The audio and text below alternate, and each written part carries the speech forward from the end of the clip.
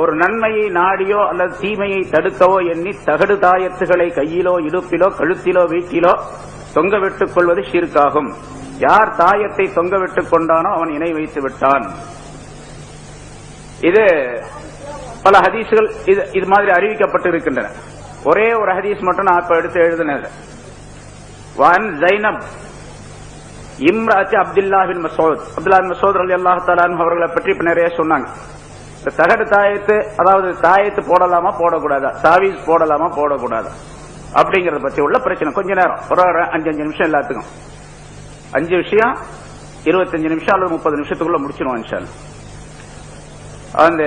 அந்த ஹதீஸ்ல இப்படி சொல்லப்படுகின்றது. ஹஜ்ரத் அப்துல்லாஹ் பின் மஸ்ஊத் ரலியல்லாஹு தஆலா அன்ஹு அவர்கள் வெளியே போய் வீட்டுக்கு வந்தாங்க. அவருடைய மனைவி ஜைனப் ரலியல்லாஹு தஆலா அன்ஹா என்ற அந்த பெண்மணியுடைய கழுத்துல ஒரு கயிறு கட்டப்பட்டிருப்பதை பார்த்தார்கள். என்னன்னு கேட்டாங்க. இது மந்திரித்து கட்டப்பட்ட கயிறு அப்படின்னு சொல்லி சொன்னாங்க. எனக்கு மந்திரிக்கப்பட்டிருக்கு அப்படின்னு சொல்லிட்டு உடனே அப்துல்லாஹ் பின் மஸ்ஊத் ரலியல்லாஹு தஆலா அன்ஹு அவர்கள் அந்த கயித்தை பிடிச்சு அறுத்து கீழே தூக்கி போட்டாங்க. கழுத்துல கட்டியிருந்த அந்த கயிறை அறுத்து போட்டாங்க. இதுதான் அந்த ஹதீஸுடைய சாரம். இவ்வளவுதான். சும்மா கால பிறகு சொன்னாங்க, அன்தும் ஆலா அப்துல்லாஹ் லாகனியா அனி ஷிர்க், அப்துல்லாஹுடைய குடும்பத்தினரே, அதாவது மனைவியை பார்த்து சொல்றாங்க, ஷிர்க்கை விட்டும் நீங்கள் தேவையற்றவர்களாக இருக்கின்றீர்கள். அதாவது இந்த மாதிரி ஷிர்க்கெல்லாம் செய்யக்கூடாது, இது இணை வைப்பது, இணை வைக்கிற காரியத்தை செய்யக்கூடாது என்று சொல்லிவிட்டு சமீத் ரசூலுல்லாஹி ஸல்லல்லாஹு அலைஹி வஸல்லம் யகூல், ஸல்லல்லாஹு அலைஹி வஸல்லம் அவர்கள் சொல்ல நான் கேட்டேன், இன்னர் ருகா வத் தமாயிம வத் திவலத ஷிர்குன், அதாவது மந்திரிப்பதும் நூல் முடிந்து போடுவது, அது மாதிரி ஷஹர் சூனியம் செய்வது, இவையெல்லாம் ஷிர்கை சார்ந்தது, இணை வைப்பதாகும் என்று ரசூலுல்லாஹி ஸல்லல்லாஹு அலைஹி வஸல்லம் அவர்கள் சொல்ல நான் கேட்டிருக்கின்றேன் என்று கணவராகிய அப்துல்லாஹ் பின் மஸ்ஊத் ரலியல்லாஹு தஆலா அன்ஹு அவர்கள் மனைவியிடத்தில் ஜைனப் இடத்தில் சொன்னார்கள். அப்ப நான் கேட்டேன், அந்த மனைவி சொல்றாங்க, நான் கேட்டேன், லிம தகூல் ஹக்கதா, ஏன் அப்படி சொல்றீங்க, ஷிர்க்னு சொல்றீங்களா, என்ன காரணம் என்று கேட்டேன்.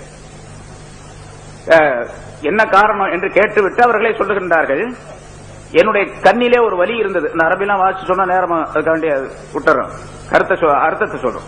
என்னுடைய கண்களில் சில கொஞ்சம் வலி இருந்தது.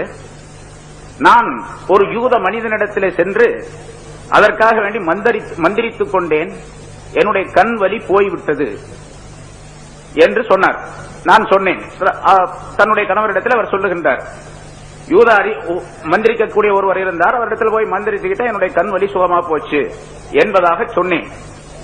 அப்போது ஹஜ்ரத் அப்துல்லாஹ் பின் மஸ்ஊத் ரலியல்லாஹு தஆலா அவர்கள் சொன்னார்கள், இன்னமா தாரிக அமலு ஷைத்தான் கான யன்சஹு பியதிஹி ஃபஇதா ரகா கஃப அன்ஹா இன்னமா யக்ஃபீக அன் தகூலி கமா கான ரசூலுல்லாஹி ஸல்லல்லாஹு அலைஹி வஸல்லம் யகூல், அது ஷைத்தானுடைய வேலை. உனக்கு அந்த ஆளு மந்திரிச்சு நல்லா போனதுங்கிறது ஷைத்தானுடைய வேலை.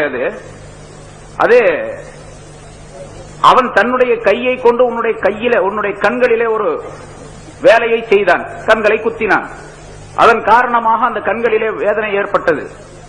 அந்த ஷைத்தானுடைய அந்த வேலையை முறியடிப்பதற்காக வேண்டி அந்த யூதன் உனக்கு மந்திரித்து கொடுத்திருக்கின்றான். இது ஷைத்தானுடைய வேலை என்பதும் தவறு, அவன் மந்திரித்து கொடுத்ததும் தவறு. ஆகவே உனக்கு இப்படிப்பட்ட ஒரு நோய் ஏற்பட்டால், ஏதேனும் ஒரு நோய் ஏற்பட்டால் நீ செய்ய வேண்டியது என்னவென்று சொன்னால், ரசூலுல்லாஹி ஸல்லல்லாஹு அலைஹி வஸல்லம் அவர்கள் எந்த துஆவை சொல்லி தந்தார்களோ அந்த துஆ உனக்கு போதுமானது என்பதாக சொல்லிவிட்டு அந்த துஆவை ஹஜ்ரத் அப்துல்லாஹ் பின் மஸ்ஊத் ரலியல்லாஹு தஆலா அவர்கள் சொல்லி காட்டினார்கள். அஸ்ஹிபில் பஅஸ ரப்பன் நாஸ் வஷ்ஃபி அன்த ஷாஃபி லா ஷிஃபா இல்லா ஷிஃபாக ஷிஃபாஅன் லா யுகாதிரு ஸக்மா என்ற அந்த துஆவுடைய வாசகம் அது. அதாவது மனிதர்களுடைய ரப்பே, எனக்கு ஏற்பட்டிருக்கக்கூடிய இந்த துன்பத்தை நீ போக்கி விடுவாயாக. நீதான் துன்பங்களை, நோய்களை சுகமாக்கக்கூடியவன், நோய்க்கு நிவாரணம் அளிக்கக்கூடியவன். உன்னுடைய ஷிஃபாவை தவிர, உன்னுடைய சுகத்தை தவிர வேறு சுகம் என்பது கிடையாது.